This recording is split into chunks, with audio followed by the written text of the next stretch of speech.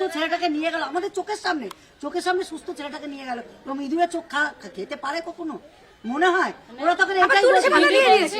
তুলসী পাতা দিয়েছে। হ্যাঁ, তুলসী পাতা দিয়েছে। এত বড় মহান ব্যক্তি কে যে তাকে তুলসী পাতা দিয়ে দিচ্ছে? আমরা এসে দেবো, আমরা বাড়িতে দেবো। তুলসী পাতাটা আমরা দেবো বাড়িতে। ওখানে তো নিয়ম নেই তুলসী পাতা দেওয়ার। এত বড় মহান ব্যক্তিরা কে এসে দেখতে চায়? শুরু হয়েছে। আমি তো কালকে দেখলাম, প্রতিদিনকে দেখলাম চোখ আছে, কালকে দেখি নেই। কি ভান্ডার দিলেই হবে? সেটার জন্য তো মানুষের মুখ বন্ধ করে টাকা দিয়ে তো করলে হবে না, তার জন্য বিচারের দরকার। টাকা দিয়ে কি সবকিছু হয়?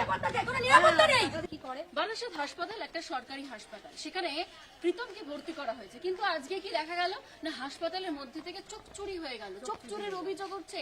রাজ্যে বালি চুরি দেখেছি, কয়লা চুরি দেখেছি, বই চুরি দেখেছি, টাকা চুরি, চাকরি চুরি দেখেছি, আর এবার চোখ চুরি হয়ে গেল। ভাবতে পারছেন যে আমার আপনার মতন সাধারণ মানুষ তারা হাসপাতালে যায়, যে সরকারি হাসপাতালে, সেখানে একটা ছেলের মৃত্যু হয়েছে, তাতেও শান্তি নেই পরিবারে।